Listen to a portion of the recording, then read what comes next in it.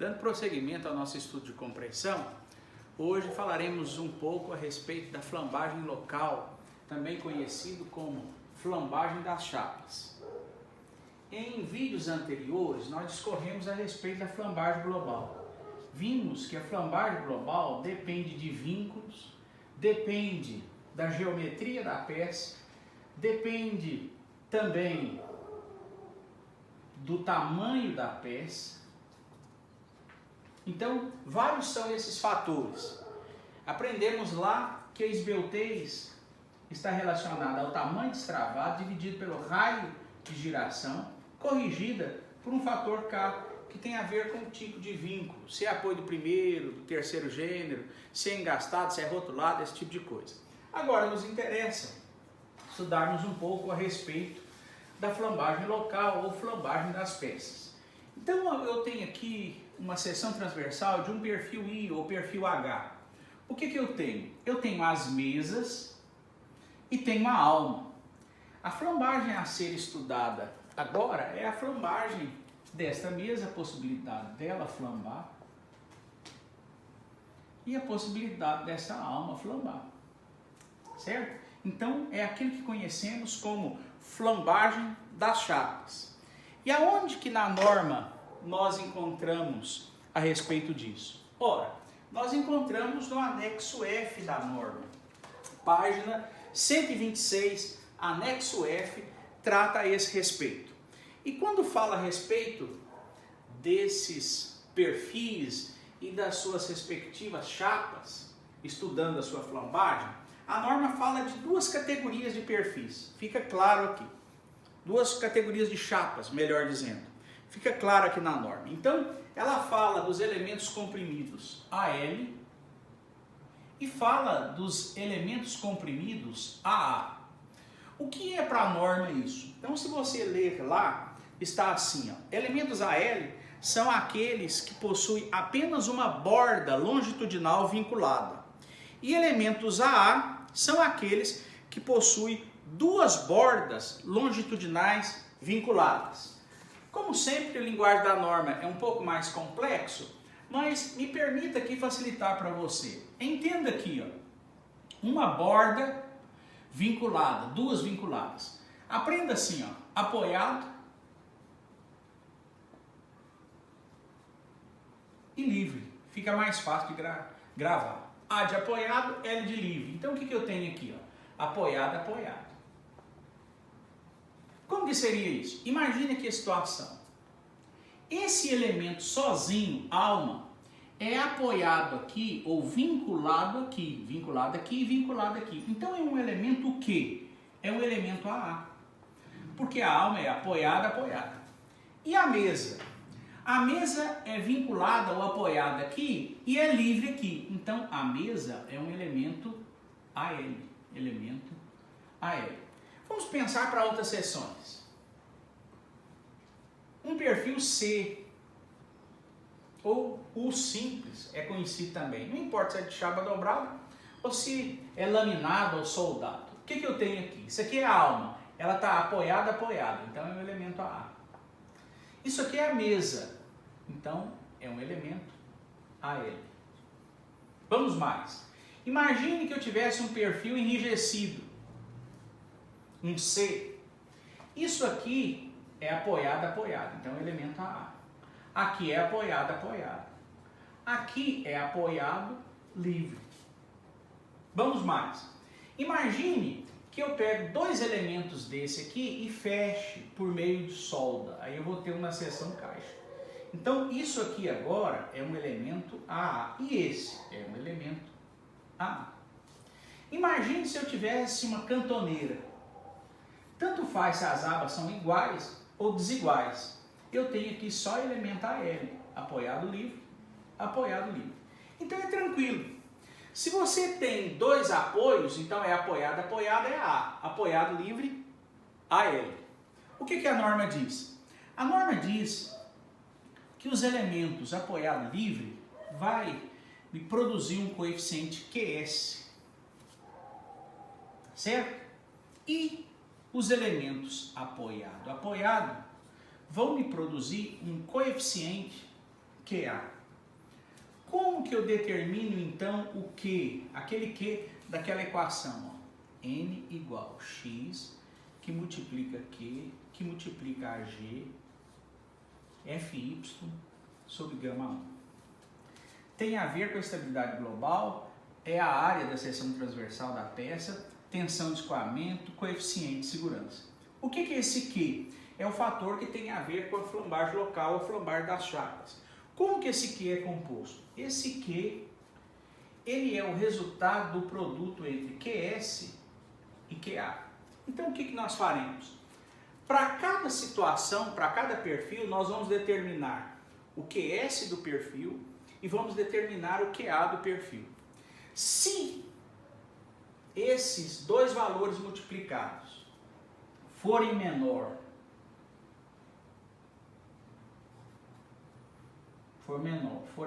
do que 1, eu tenho uma seção que não é compacta, tá certo? Mas isso aí tem importância menor nesse instante. O que nós precisamos de analisar é esse QS e esse QA. E como que é o raciocínio disso? Como que é feita esta análise? Vamos lá. Segundo a norma, o que eu preciso fazer de fato é verificar cada situação. Quando tínhamos lá na análise da estabilidade global, eu tinha uma peça assim. Então eu tinha um tamanho, eu determinava a esbeltez 1K, que é esse fator, baseado no apoio. Nessa situação aqui eu determino 1, se for engastado o outro, vezes a altura dividido pelo raio de giração. Agora, a esbeltez de cada peça, por exemplo, a esbeltez da mesa. A esbeltez da mesa é para elementos AL. Então vai ser o quê? Vai ser o tamanho da mesa, B, dividido pela espessura da mesa. Simples assim. O que será, por exemplo, neste perfil, a esbeltez da alma?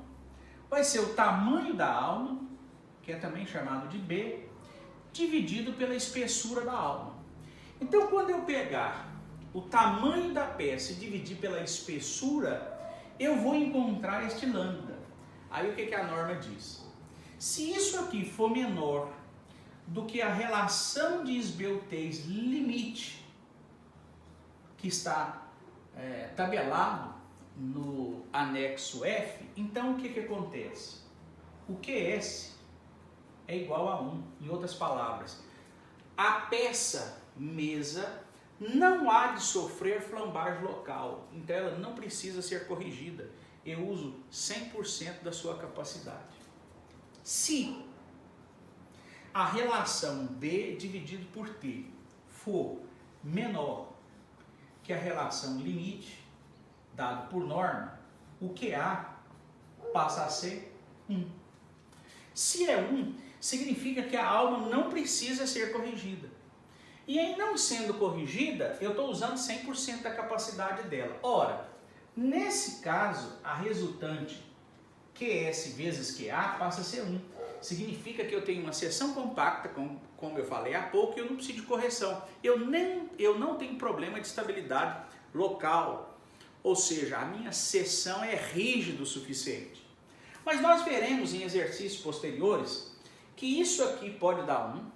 É possível que a mesa dê diferente de 1 e a alma dê 1. É possível que a alma dê diferente de 1 e a mesa dê 1. E é possível que as duas situações sejam diferentes de 1 e, consequentemente, essa é diferente de 1. Que só é 1 quando as duas são resistentes ao ponto de não ter flambagem local. Se esse for diferente de 1 vezes igual a 1 vai ser diferente de 1. Eu tenho que fazer correção. Se esse for diferente de 1 e esse for igual a 1, o que é diferente de 1? E mais ainda, é claro, é uma seção chamada não compacta ou esbelta. Se esse for diferente de 1 e esse for diferente de 1, eu tenho a pior situação quanto à estabilidade local. Esse Q é diferente de 1. Agora, só reforçando aqui, para que entendam como que a gente acha essa relação, essa relação BT limite está no anexo F. Eu, inclusive, sugiro que vocês possam ir estudando, lendo, no próximo vídeo, que será postado na próxima semana, nós vamos explicar melhor isso, não é? A respeito desta relação, mas vamos ver essa situação aqui. O que seria a mesa? Se eu tiver um perfil assim, esse aqui é o meu B. Eu pego esse B, divido por essa espessura que é T. Pronto, eu tenho a esbeltez da mesa. Mas, e se eu tiver um perfil I? Ora, o que a norma diz? Eu venho aqui e pego isso aqui, B, divido por essa espessura, T. Entretanto, senhores, tem uma dificuldadezinha prática, é o seguinte. Se você for lá no catálogo da Gerdau, a Gerdau não dá o tamanho da metade da mesa do perfil. O que a Gerdau faz? Os catálogos desses perfis são assim, ó, BF e TF. Então, o que eu sugiro para você? Principalmente se você for fazer um programinha, aí você vai ler os dados direto do catálogo, você vai pegar isso tudo. Ora, você precisava só disso. Se você pegou tudo BF, na hora de dividir por TF, você há de convir comigo que você tem espessura e espessura. Só que você tinha que pegar só um BF. Você pegou 2, de cá e de cá. Ou você pegou a metade de BF, metade do BF. Ora, se você pegou 2, você divide por 2.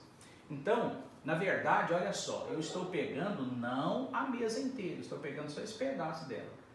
Logo, o lambda para a mesa é BF dividido por 2 TF. E rapidamente, como que é o lambda para a alma? Ora, se o perfil for soldado, em exercício nós veremos isso, eu vou pegar essa altura aqui. Ó. Que altura é essa? É a distância entre a face superior da mesa inferior até a face inferior da mesa superior. Esse é o H0. Então, para a alma, eu faço o seguinte, ó, lambda da alma. Para o perfil soldado, o que eu faço? Eu pego H0, dividido por isso aqui. Geralmente nos catálogos de perfis soldados, é dividido por T0. Pronto. E se o perfil for um perfil laminado? O que muda no perfil laminado? O que muda no perfil laminado é que ao invés de ele ter uma solda, ele tem uma míssulazinha aqui. Ó. E lá no catálogo, ao invés de você ter essa distância como a altura da alma, vindo da face superior da mesa inferior até a face inferior da mesa superior, você tem uma altura aqui que desconsidera a míssula, chamado de D'. Você vai pegar exatamente este valor. No perfil laminado, a altura passa a ser D' e o T, ao invés de chamar T0, é chamado de TW. Mas o que me interessa não é você saber o nome dessas incógnitas, é saber o raciocínio. Quando o perfil é soldado, eu pego este tamanho e divido pela espessura. Quando o perfil é laminado, eu pego esse tamanho que é tabelado e divido pela espessura. Logo, olha o que acontece. Se isso aqui for menor do que o lambda limite para esses elementos AL, então eu não preciso corrigir.